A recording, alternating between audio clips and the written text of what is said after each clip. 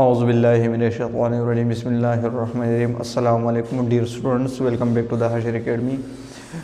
په نننی لیکچر کې د فرست ایئر د بایولوژي چپټر نمبر 4 بایوانرجیټکس یو نوی ټاپک شروع کوو ریسپایریشن صحیح شو چې ریسپایریشن موږ وایو ستا د دې کم ټایپس دي او بیا چې کم ایروبیک ریسپایریشن دی د دې کم سټپ دی او په دې کې بیا موږ د ایروبیک ریسپایریشن چې کم اولنی سټپ دی هغه به په ډیټیل سره وایو سره د میکانیزم صحیح شو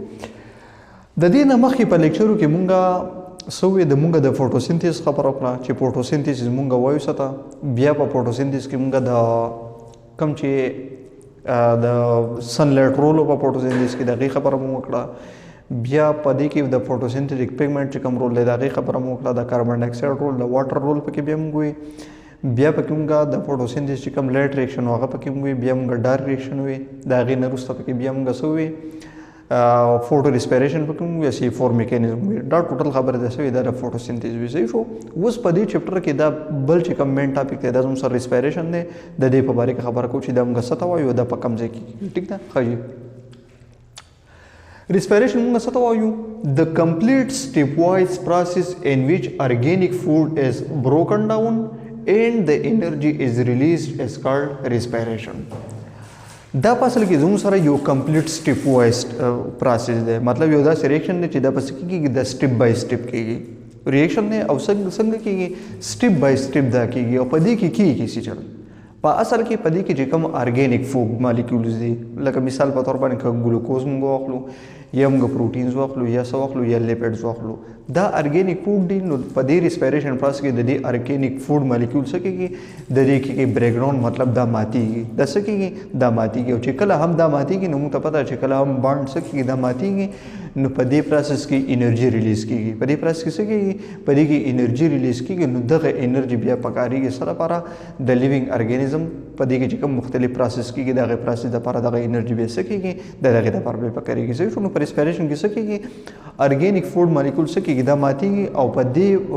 په بانډونو کې چې کومه انرژي څه هغه سټور شوې ده هغه انرژي بار ته راوځي او لیوینګ ارګانیزم دغه انرژي بیا استعمالوي د سره لپاره د مختلف قسم پروسسز لپاره صحیح شو نو دا سره د زموږ سره دی ریسپایریشن کومه د ریسپایریشن د ټایپس خبرو کو نو مینلی د ریسپایریشن زموږ سره دوه قسمونه دي مینلی د ریسپایریشن زموږ سره دوه قسمونه دي صحیح شو یو ته ویل کېږي ایروبیک ریسپایریشن او دویم ته څه ویل کېږي ان ایروبیک ریسپایریشن او د ان ایروبیک ریسپایریشن د موږ بل نوم څه وایو دې ته ویل کېږي فرمنټیشن دې ته څه ویل کېږي فرمنټیشن نو د ریسپایریشن په ټایپس دي یو ته موږ ایروبیک ریسپایریشن وایو بل ته ان ایروبیک ریسپایریشن او د ان ایروبیک ریسپایریشن د موږ بل نوم څه وایو دې ته ویل کېږي فرمنټیشن دې ته فرمنټیشن ویل کېږي ټیک ده ښه جي اوس ایروبیک ریسپایریشن پیژنو چې دا موږ وایو څه او دا په کم سټیپونو کې دا کېږي او بیا د ان ایروبیک ریسپایریشن خبره کوو او د دې د ټایپس په باره کې بیا وایو ټیک ده ښه جي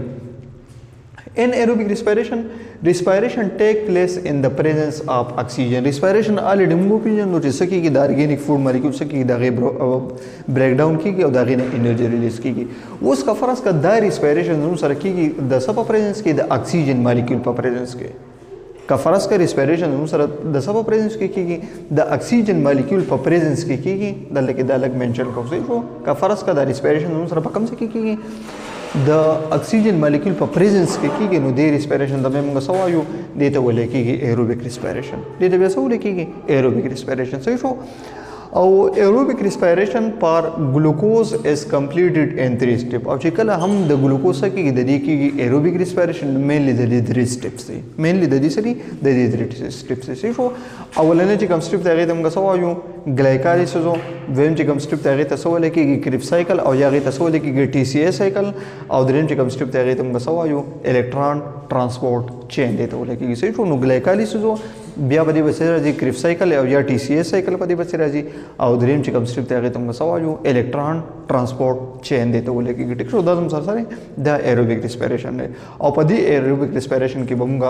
په دې لیکچر کې د څه خبره کوو د ګلایکالیسس خبره به کوو چې ګلایکالیسس موږ څه ته وایو دا به کوم ځای کې کېږي او د دې سکیم مطلب د دې میکانیزم څنګه دی ټیک شو ښه جي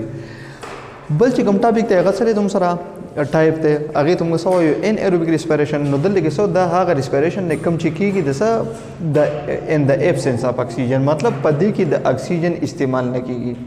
هغه ریسپیریشن چې هغه د اکسیجن په غیر موجودګۍ کې کیږي هغه ته موږ څه وایو هغه ته ویل کېږي ان ایروبیک ریسپیریشن. ان چې به کوم ځای کې راغلی د دې مطلب به صحیح د دې مطلب یې ود آوټ د دې مطلب صحیح ود آوټ صحیح شو. نو دلته کې زموږ سره دا ریسپیریشن کیږي خو ود آوټ اکسیجن نه کیږي ود آوټ اکسیجن نه کیږي نو ځکه ته څه ویل کېږي ان ایروبیک ریسپیریشن. ان ایروبیک ریسپیریشن دلته را سره ان ایروبیک ته صحیح شو سره زموږ سره ان ایروبیک anaerobic respiration is also called fermentation. دې ته موږ fermentation هم وایو صحیح شو. او fermentation یا anaerobic respiration چې کوم دی نو دا مینلی زموږ سره دوه قسمه دی. یو ته موږ څه وایو الکوهولیک fermentation او بل ته څه ویل کېږي لیکټیک اسید fermentation. یو ته څه ویل کېږي الکوهولیک fermentation او بل ته څه ویل کېږي لیکټیک اسید fermentation دې ته ویل کېږي صحیح شو. اوس په دې دوه کې ډیفرنس سره نو د دې د نوم نه دا خبره څه کېږي دا ظاهرېږي. په الکوهولیک فرمنټیشن کې چې کوم اینډ پروډکټ دی هغه سره راځي الکوهول ایتایل الکوهول جوړیږي صحیح شو. او کوم چې زموږ سره لیکټیک اسید فرمنټیشن دی نو د دې اینډ پروډکټ سره راځي لیکټیک اسید راځي او یا لیکټیټ راځي. نو د دې د نوم نه پته لګي چې په دې دوه کې سره په دې دوه کې سره ډیفرنس دی صحیح شو. نو دا زموږ سره شو دا زموږ سره ان ایروبیک ریسپیریشن صحیح شو. اوس د ایروبیک ریسپیریشن چې کوم اولنې سټپ ته ګلایکالیسیس د دې په اړه خبره کوو او دا